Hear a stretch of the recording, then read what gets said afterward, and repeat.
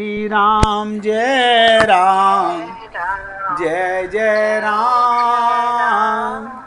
श्री राम जय राम जय जय राम। श्री राम जय राम जय जय राम। श्री राम जय राम जय जय राम। श्री राम जय राम जय जय राम। श्री राम जय राम जय जय राम। हे पुण्य आत्माओं, बहुत एकाग्रचित होकर सुनिएगा। मैं शुरू में बताना भूल गया, आज सीता नवमी है। आज के दिन सीता जी का अवतार हुआ था। बहुत ध्यान से सुनिएगा, अभी ध्यान में आया है तो बता रहा हूँ। आज सीता नवमी है। आज के दिन सीता जी का अवतार हुआ। और सीता जी के अवतार का तात्पर्य क्या? भाई जी अपने मोबाइल की आवाज़ बंद कीजिए। सीता जी के अवतार का मतलब क्या? सीता जी ने किसके यहाँ अवतार लिया? वैदेही जनक के यहाँ। सीता कौन है? भक्ति स्वरूपा। देखिए, विष्णु भगवान और लक्ष्मी जी ने ही राम बनकर के विष्णु भगवान आए और सीता जी लक्ष्मी जी सीता बनकर के आई। और ये भक्ति स्वरूपा हैं। तो भक्ति किसके हृदय में आती है? जो अपने को शरीर नहीं मानता। जब तक ये मनुष्य अपने को देह मानता रहेगा, तब तक इसका कल्याण नहीं हो सकता। आप हम लोग सोचें, आज सीता नवमी है और हमारे हृदय में सीता का अवतार क्यों नहीं? क्योंकि हमें देह का भ्रम है, शरीर का भ्रम है। हम भक्ति करना तो चाहते हैं, लेकिन बेदेही नहीं बनना चाहते।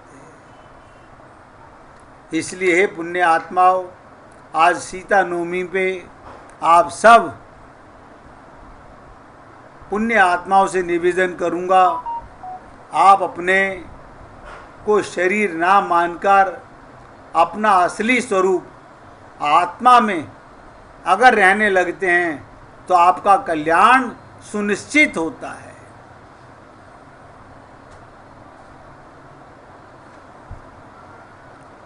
इसलिए देखो, एक कहानी सुन लीजिएगा।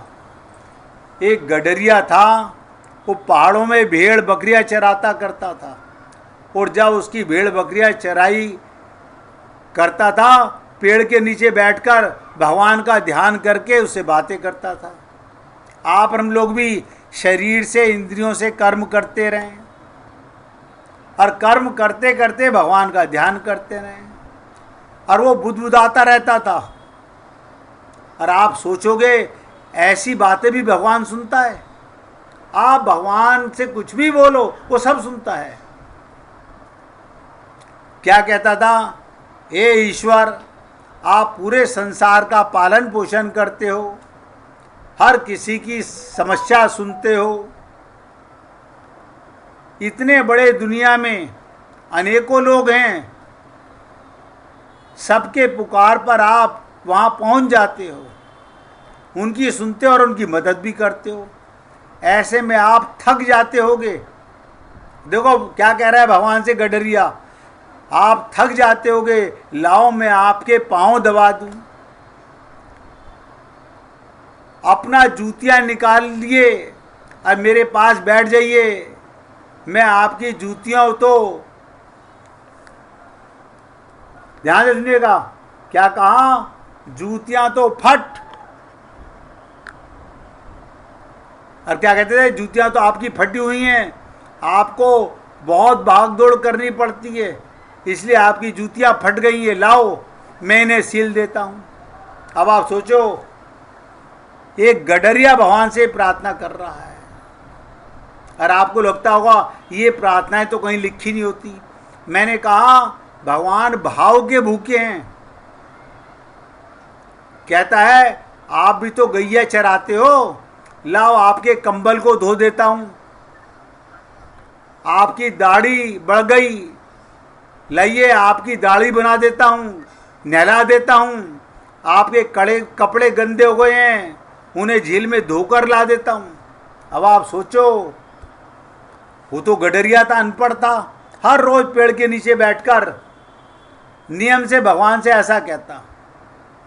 लेकिन एक दिन वहां से एक ज्ञानी ध्यानी योगी गुजर रहे थे। उनके कान में इस गडरिया की बात पड़ी।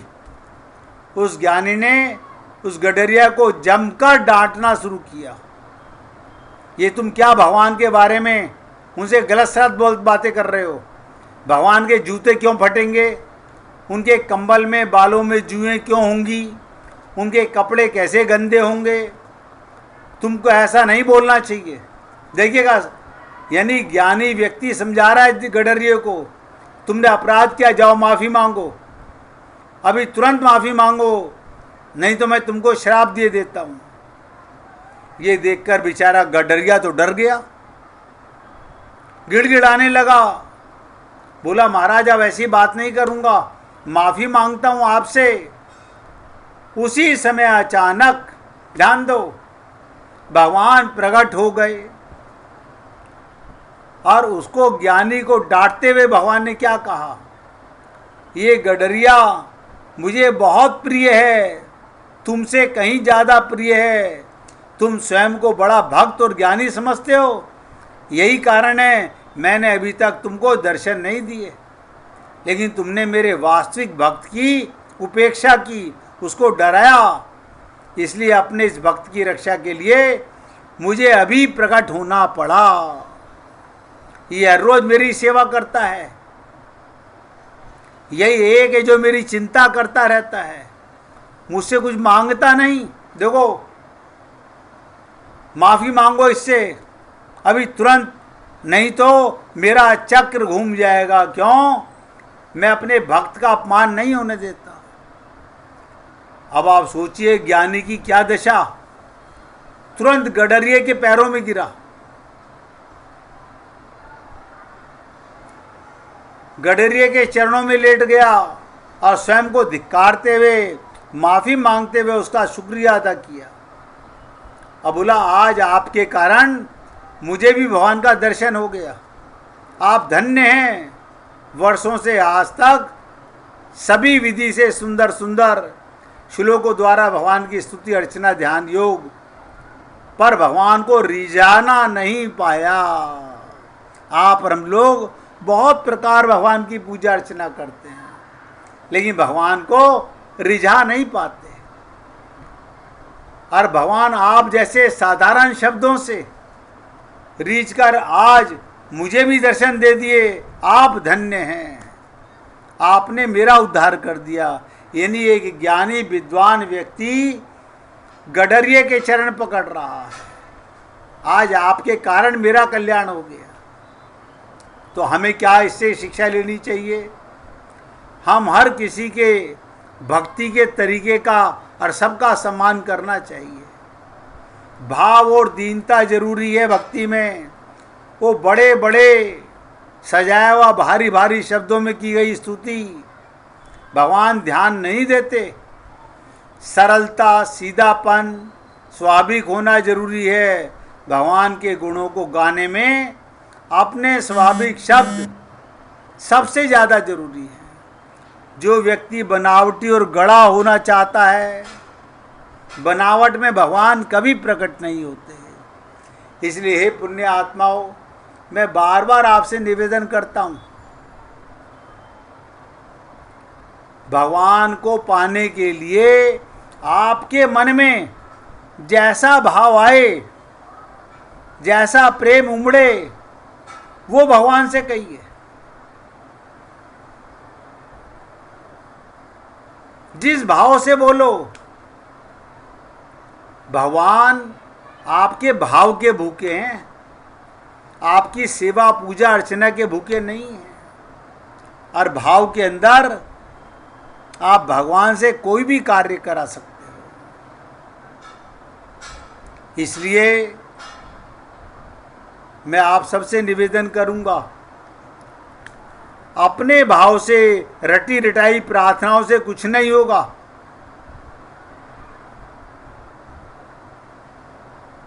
प्रभु यहाँ पर वशिष्ठ जी को जो बता रहे हैं कि छोटे भाई को राजा बनाने में क्या हर्ष है, इसका कारण क्या था? सुंदर पछतावा भक्तों के मन में कुटिलता का हरण कर लेता है। अभिप्राय, अगर किसी के मन के दूसरों के प्रति ईर्ष्या और कुटिलता की वृत्ति हो तो इस प्रसंग को पढ़कर उसके मन में लज्जा आनी चाहिए। हम भगवान के भक्त, उनके अनुयायी, क्या हम भगवान के ये प्रेरणा ग्रहण कर रहे हैं कि छोटे और को बड़ा बनाकर भेद मिटावें और ईर्ष्या कुटिलता से मुक्त हो जाएं? तो यहाँ पर मंथरा के प्रसंग में ईर्ष्या का एक अन्य रूप सामने आता है। मंथरा ने कैकेयी के मन में एक बात बैठा दी थी, ध्यान से सुनिएगा। उसने कैकेयी से कहा, आज सुन लीजिए आगे क्या होने वाला है। आप और हम लोग भी ये कुटिल बातें सोचने लगते हैं। राम अब तुम्हें नहीं, अपनी माँ को अधिक चाहते हैं। अब वो सिंहासन पर बैठेंगे और भरत को बंदी गृह में डाल देंगे। बताइए कैसी कुटिल तीज है, हमारी बुद्धि हमारे को कैसे नीचे गिराती है। और आपको क्या करना पड़ेगा? बस मंत्रा ने उन्हें सबसे बुरी लगने वाली बात कर दी, कल्पित ईर्ष्या। आप और हम लोग भी अपनी बुद्धि की दुष्टता के, कुटिलता के कारण अपने मन में भक्त और भगवान के प्रति कुटिलता ले आते हैं। उसने कैकेयी से क्या कहा मंथरा ने? जो सुत सहित करऊ सेवकाई। आपको अपनी सौत कौशल्या की सेवा करनी पड़ेगी। बताइए, इस बात की कल्पना मात्र से कैकेयी इतनी गहरी चोट में हो गई, तिल मिला उठी।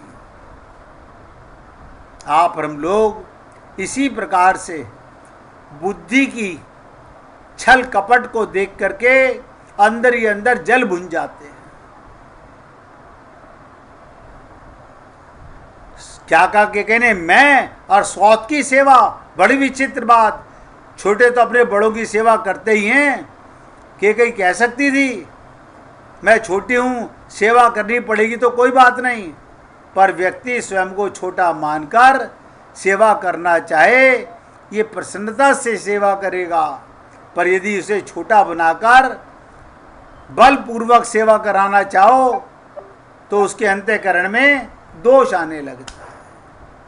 इसलिए हे पुण्य आत्माओं, जब मंथरा ने ऐसी बात कैकेयी के मन में डाली, आप कौशल्या महारानी बनेगी और आप दासी बनोगी, सेवक बन जाओगी, तो क्या बोली कैकेयी?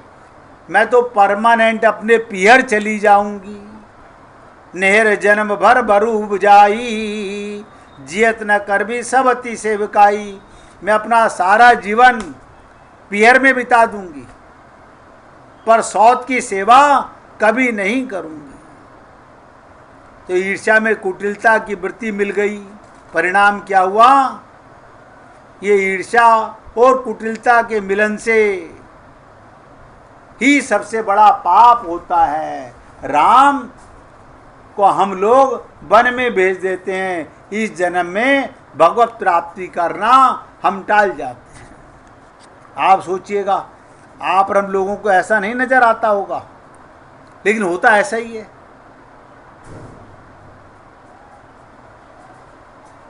एक बार एक मेहमान किसी के घर गया, वो अंदर गया और मेहमान कक्ष में बैठ गया।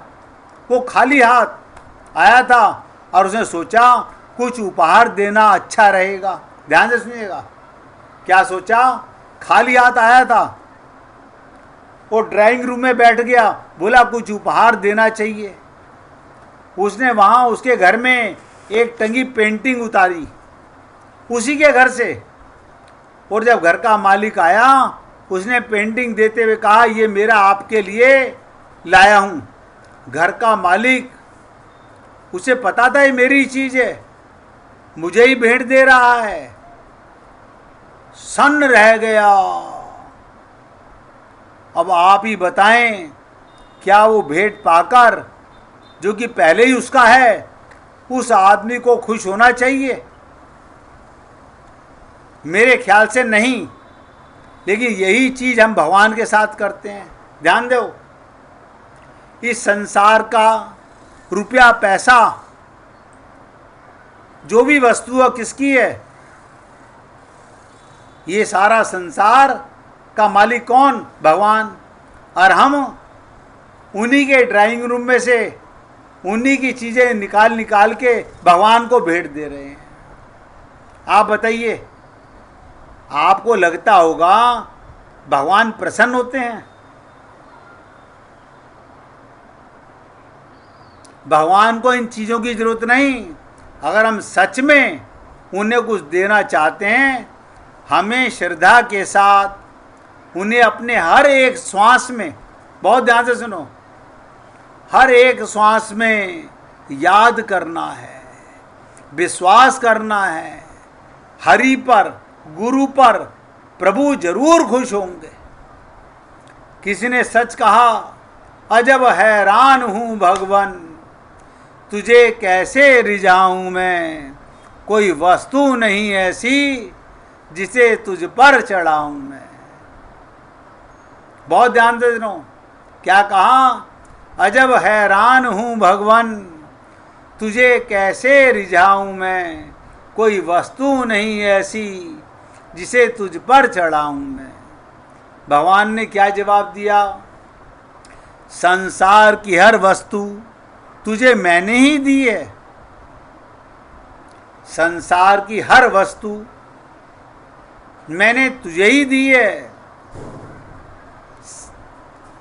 तेरे पास अपनी, ध्यान से सुनो, बहुत इंपॉर्टेंट चीज है। भगवान क्या कहते हैं? तेरे पास अपनी चीज सिर्फ तेरा अहंकार है जो मैंने नहीं दिया। क्या दिया हमने? हमारे मन में अहंकार भगवान ने नहीं दिया। मन दिया, बुद्धि दी, चित्त दिया। हमने उन तीनों को इकट्ठा करके अहंकार कर लिया। तो भगवान कहते हैं, तेरा अहंकार जो मैंने नहीं दिया उसी को तू मुझे अर्पण कर दे। अपने गुरु की हर बात मान, उनकी चरण शरण में जा, तेरा जीवन सफल होगा। अब आप और हम लोग सोचें, हम भगवान को क्या भेंट देंगे और हम क्या दे सकते हैं? सोच के देखिएगा। एक जरा सी त्रुटि से राम राज्य नहीं बना। अगले दिन राम का राज्याभिषेक होना था। बुद्धि ने कैकेयी के मन में ऐसा पाप, ऐसा कोड़ लगा दिया कि उसने मिले हुए राम को वनवास भेज दिया। और यही पाप आप और हम सब कर रहे हैं। आपको नजर नहीं आएगा कि हम ऐसा कर रहे हैं, लेकिन ऐसा हो रहा है। आप सुन लीजिए कैसे हो रहा है। आप और हम भी, हमारी बुद्धि हमको ये मानने पर मजबूर कर देती है कि मैं शरीर हूँ, मेरा परिवार है, मेरा संसार है। यानी भगवान की वस्तु को हम अपनी मानने लगते हैं और वही भगवान को भेंट चढ़ाते रहते हैं। और भगवान देखो कितनी तुच्छ चीज़ मांग रहे हैं आपसे। भगवान कहते हैं, तू अपना अहंकार मुझको दे दे। इसलिए हे पुण्य आत्माओं,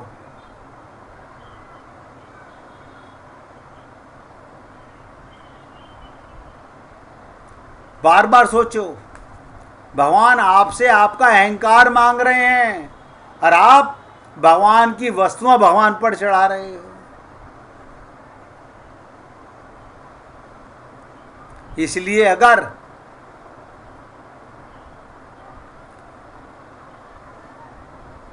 भगवान कौशल्या के प्रति जैसे कैकेयी के अंतःकरण में स्वयं के प्रति श्रेष्ठता और कौशल्या के प्रति ईर्ष्या का भाव था, उसे मंत्र की कुटिलता ने रजोगुणी बना डाला कि अपने बेटे को राजा दे।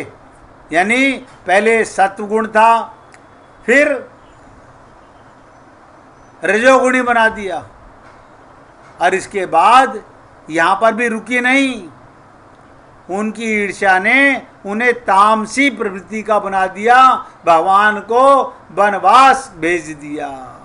आप और हम लोग भी सात्विक पूजा पाठ करते हैं, संसार के धन को, संसार के वैभव को अपना मानते हैं, राजसी गुण है। भगवान से भी यही मांगते हैं, और हम लोग हमेशा भगवान को कल पर छोड़ते रहते हैं, ये हमारा तामसी भाव है। इसलिए इससे हमें बाज आना चाहिए। इससे बाज आने के लिए क्या करें? भगवान से प्रार्थना करें, 1 मिनट कीर्तन करेंगे,